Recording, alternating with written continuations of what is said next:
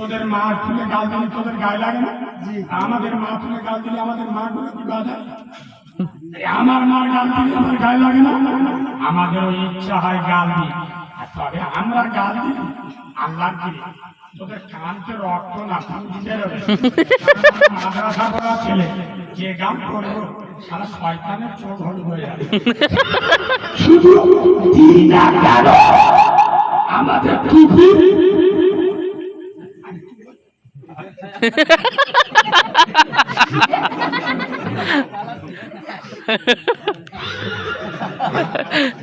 একবার তোর শরীর আল্লাহ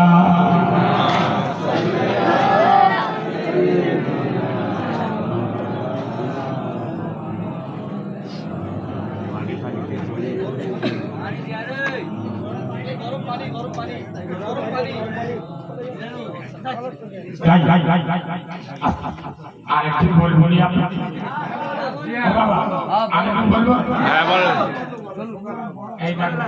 তোমরা যারা এত সুন্দর শুনছ, আমি তোমাদের লস করবো না। আমি কারিমুল্লাহ জেহাদি স্টেজে বসে আছি, খোদার কসম আমি যেদিন হয়েছি আমার মা হই, বিশ্বাস করুন আমার মাকে আমি চামড়ার চোখে দেখি। আমার মা আমাকে প্রসব করে, আমার মায়ের এত ক্রিটিক্যাল অবস্থা, আমার মা অজ্ঞান হয়ে গেছে, আমার মার খেটুয়ায় তুলেছে, আমার মা মরে গেছে। খোদার কসম এই রোজার ঈদের দিন শনিবার তোমরা তো নতুন জামা পরে বিভিন্ন জায়গায় ঘুরতে গেলে, আমি কোথায় গেছি জানো? কবরটা, আমার মার কবরের কাছে।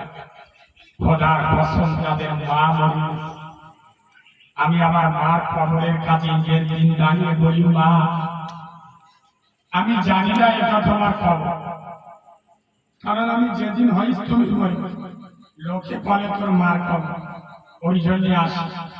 মা আজ আমি হয়তো শত শাড়ি গরিব এতিমদের পড়ালাম, কিন্তু আমার টাকার একটা শাড়ি আমার মাকে পড়াতে পারলাম না।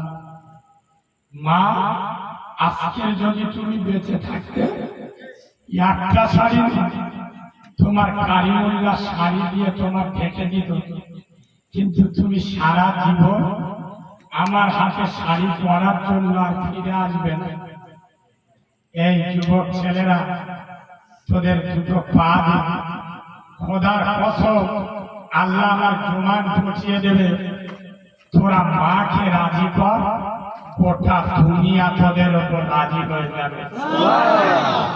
আজকের কারিমুল্লাহ বললে তোরা বিশ্বাস করবি না, এই বাংলা নয়, ভারত নয়, পৃথিবীর বিভিন্ন দেশ থেকে যেখানে বাঙালি থাকে, সে আমেরিকা হোক, অস্ট্রেলিয়া হোক, দুবাই হোক, কুয়েত হোক আর কাতার হোক, যেখানে বাঙালি থাকে আমাকে ফোন করে নিয়েছে, কারিমুল্লাহ ভাই আমরা বাঙালি। কেউ বলে আমাদের ঘর বাংলাদেশে, কেউ বলে আমাদের ঘর পশ্চিম বাংলা, আসামে, আমরা বাংলাভাষী, কিন্তু তোমার বক্তব্য না শুনে আমরা ঘুমাই না। খোদার কসম আমার কণ্ঠ দুনিয়ার কোনায় কোনায় আল্লাহ পাঠিয়ে দিয়েছে, এটা আমার দাদাগিরি নয়, আমার মোরা মায়ের দোয়া। এই যুবক ছেলেরা তোদের যাদের মা বেঁচে আছে, খোদার কসম একবার মার দোয়া নে, তোর বাড়ি কুলপি এলাকায় হতে পারে, আল্লাহ তুই চির আছিস, আল্লাহ তোকে হিরো বানিয়ে দেবে। আমি রেগে যাই কেন? 4 লাখ টাকা খরচ করে কোথায় হজ করতে যাও? Mecca Medina. হুজুর বসে আর জিজ্ঞেস করো 4 লাখ টাকা দিয়ে হজ করে এলে তোমার হজ কবুল হলো কি হলো না আল্লাহ ছাড়া কেউ জানে না। এমন একটা হজ আছে খোদার কসম চারা না লাগে, 100 পা হাঁটি হবে, সাথে সাথে কবুল হবে সব। কি 4 দোকানে তোর বাপ বসে, তুই রাস্তার পাশে যাচ্ছিস, শুধু বাপের দিকে ঢুকে আদর করে বাপের জড়িয়ে ধরে লোকের সামনে বলবি আমার বাপ হিরো হিরো, দুনিয়া শ্রেষ্ঠ বাপ। তোর বাপ একবার মিষ্টি হেসে দেবে। খোদার কসম রসুল বলছে যে হজটা কবুল হয়েছে ওই হজের সওয়াব তোর নামায় আমলে লেখা হলো। আর একটু জোরে বলো। হাত নিতে তোদের ভালো লাগে না? তোর মার পাটা ধরে বল, এটা আমার মা। আমার মা দুনিয়ার শ্রেষ্ঠ সুন্দরী। মা খুশি, নবী খুশি। জোরে বলুন না সুবহানাল্লাহ। দরুদ শরীফ আল্লাহ।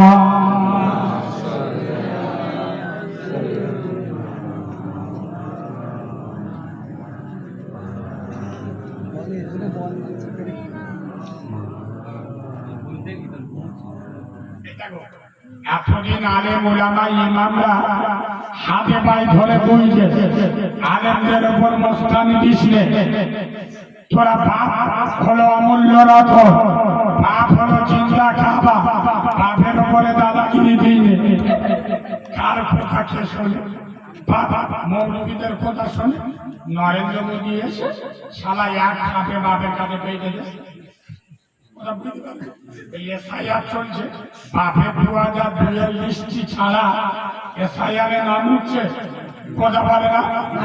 নরেন্দ্র মোদী প্রমাণ করেছে বাপের পরিচয় ছাড়া দেশে থাকা যাবে না।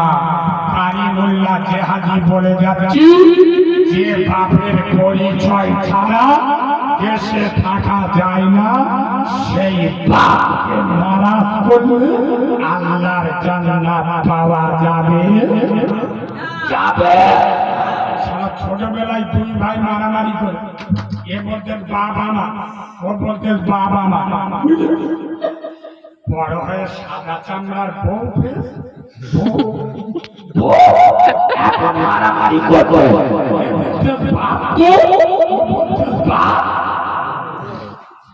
একটা বাপ 6টা এনে গরু মানুষ করে দিল, আর 6টা এনে গরু মিলিয়ে একটা বাপের ভাত দিতে পারে না। এরা কিরাম মুসলমানের বাচ্চা। একবার দরুদ শরীফ আল্লাহ।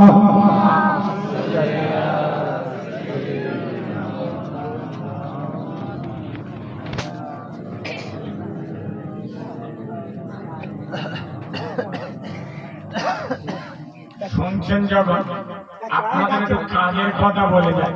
এবার এই আপনাদের এদিকে ওই বাপের বোনকে আপনারা কি বলেন তো? বাপের বেটি বেটি, আমাদের ওদিকে ঝিমা বলে, কেউ কেউ ফুফুও বলে। ফুফু বলো, ঝিমা বলো, আর বেটি বলো। খুব গুরুত্ব দিয়ে শুনবেন আমার কথাটা। হঠাৎ কথাটা কেন বলছি, দারুণ শিক্ষা লুকিয়ে আছে, বিশেষ করে যুবকদের জন্য। এই ফুফু বলে, বেটি বলে না, ঝিমা বলে। এরা যখন আমাদের বাপ চাচার কাছ থেকে তার বাপের সম্পত্তি বুঝে নিয়ে চলে যায়, আচ্ছা আমাদের ছেলেরা ওই সব বেটিদের ভালো চোখে দেখে? যেসব বেটিরা বাপ চাচার কাছ থেকে জায়গা বুঝে নিয়ে চলে যায়, তাদের ভালো চোখে দেখে? তাদের মুখও দেখে না, খবরও নেয় না, সোলাসিনিও দেয় না।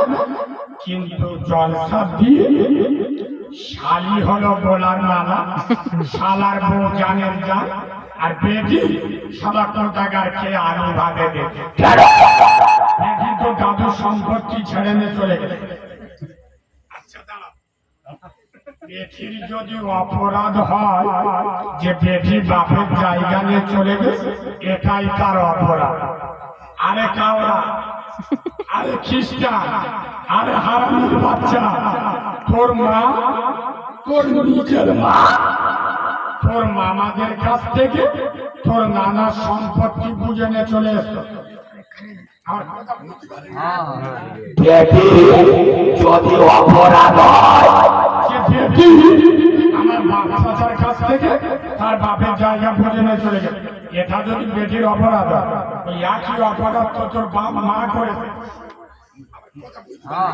তোর মা তোর মামাদের কাছ থেকে তোর নানার সম্পত্তি বুঝে নিয়ে চলে, যে অপরাধ তোর বেটি করেছে সে অপরাধ তোর মা করেছে। মা ভালো, বেটি খারাপ। তুই কাওড়ার বাচ্চা, তুই হারাম ঘরের বাচ্চা, খোদার বছর হিজড়ের বাচ্চা। তুই যে ঘরে আছিস, ওই ঘরটা তোর বাবার একার নয়, ওই ঘরে তোর বাপ যেরাম জন্ম দিয়েছে তোর বেটিও জন্ম দিয়েছে। তোর বাপের যতটা অধিকার তোর বেটির ততটাই অধিকার। এই কুলফির মুসলমান জানাজায় যাও তো, বিভিন্ন জানাজায় যাও তো। তোমাদের বলে যাচ্ছি কোন জানাজায় যাও আর না যাও, যারা ভাই বোনের হক মেরে খেয়েছে, যারা রাজনীতির পাওয়ারে রোডের পাশে 2 কামরা ঘর কিনে 4 কামরা বেঁধেছে, যারা 6 ভাইয়ের গরমে লোকের জায়গা কেড়ে খেয়েছে, তোদের পায়ে ধরে বলে যাচ্ছি ওদের জানাজায় অবশ্যই যাবে। ওদের জানাজায় গিয়ে দেখবি কাপড়ের কাপড় সরিয়ে কানে কানে বলবি কাকা ও কামরা ঘর নিয়ে যাচ্ছে, ও কাকা কবিকে জায়গা নিয়ে যাচ্ছ। খোদার কসম মাস্তানি দিই না, সাদা কাফনের কাপড় ভর্তি হবে, কত দাদা কাদা হয়ে গে কাফনের কাপড়ে কোনো পকর। কাফনের কাপড়ে এমন একটা আশ্চর্য জিনিস, এবার কাফন যে তৈরি করে সে বিক্রি করে, কাপড় যে তৈরি করে সে বিক্রি করে, যে কিনে সে পরে। কাফন যারা কেনে ওরা পরে সরবারি করে। কাপড় কিনি সবাই যায়, কাপড় যে তৈরি করে সে বিক্রি করে দেয়, যে কিনে সে ব্যবহার করে না, আর যে ব্যবহার করে সে জানেও না আমি কি করি। খোদার কত বাচ্চা দিকে সাতটা দেশের বাচ্চা সারা জীবন একটা যুদ্ধে হারেননি, যেদিন মারা যাচ্ছে বলে যাচ্ছে আমি বাচ্চা দিখানটা। কাফনের বাইরে হাত বার করে দাও, খেটুয়ার বাইরে থেকে বিশ্ববাসী দেখলি বাড়ি গাড়ি টাকা পয়সা ধন সম্পদ আমার সাথে আমল ছাড়া কি কিছু যাবে গিয়া। এবং আমরা যে গুনাহগুলো করি না, আপনাদের বোঝানোর জন্য বলছি, গুনাহ 2 ভাগে ভাগ। কভাগে? একটা হলো নামাজ, রোজা, হজ, যাকাত। একটু সকলে আদবে উঠে দাঁড়িয়ে ভাই একটু আদবে একটু উঠে দাঁড়িয়ে যা। প্রত্যেকটা নারী থেকে আরো জোরে নারী থেকে। আমার দাদা পীরের রক্ত এসেছে, আমাদের খুব সম্মানিত আমাদের পীর ভাইজান, একটু মহাব্বতে তকবীর দেন নারী থেকে। দাদা পীরের হক সিলসিলা হাসিলাকে মুজাদ্দিদের জামাত, আমাদের সকলের আদরের ভাইজান হুজুর কেবলা। বিয়াদবি করবেন না। ফুরফুরা দরবার শরীফ থেকে আমার দাদা পীরের আওলাদ এসছে, কেউ বিয়াদবি নয়, ওঠাউঠি নয়, মুসওয়া করতে আসবেন না। হায়াত চাইলে মোলাকাত বাকি থাকবে, আপনারা আদবের সাথে বসবেন। ভাই অল্প আলোচনা করে আখেরি মোনাজাত করবেন, কেউ বিয়াদবি করবেন না, ওঠাউঠি করবেন না। দাঁড়িয়ে থাকুন, ভাইজান যখন বসতে বলবেন বলবেন।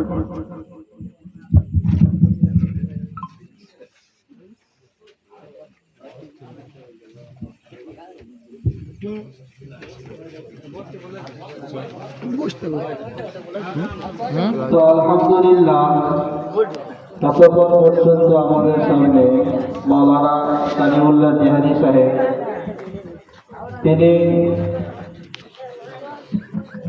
দুনিয়ার পরিস্থিতি বর্তমানের দিকে লক্ষ্য করে খুব সুন্দর বক্তৃতা রেখেছিলেন। তো এখন আমাদের সামনে উপস্থিতি হয়েছে ফুরফুরা শরীফ থেকে